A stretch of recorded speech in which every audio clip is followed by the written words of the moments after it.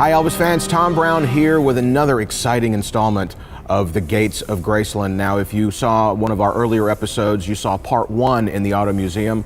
Well, we're back with part 2, and we're back with some high-end vehicles here at Presley Motors. And to tell us all about these exclusive cars on display at Graceland, we have Director of Archives, Angie Marchese. We got our gloves. We got our gloves. Thanks for being back for part 2. Well, thanks for having me. Part 1, we just had too many great cars like the pink Cadillac, too many great stories to put everything into part 1. So that's why we've come back now with part 2. And you've told us that now we're going to go fast. We're going to go fast and furious. How's that sound? All right, we got it. What do we got? What do we got here? This car, actually, as you can imagine, Elvis in his movies, wanting to be a race car driver, probably loved driving fast. Yeah. So it only makes sense that he owns a Ferrari Dino. It's a 1975 Ferrari.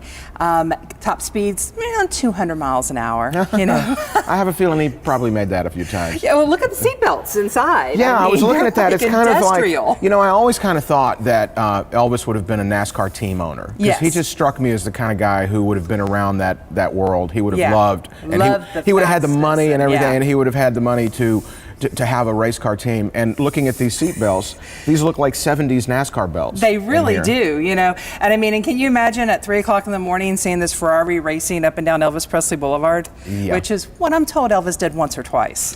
Yeah, probably so.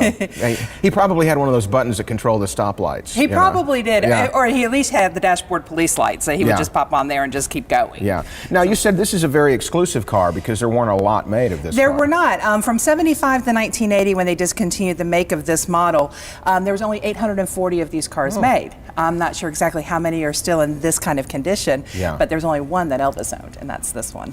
And this was a daily driver for him? I mean, probably more of a casual driver, not a daily driver. Yeah. One of those, you know, 3 o'clock in the mornings, let's go, you know, down the street and see how fast we can take it type drive. Yeah. You know, for a daily driver, he was more into the Stutzes and things like that, stuff we showed in the last episode.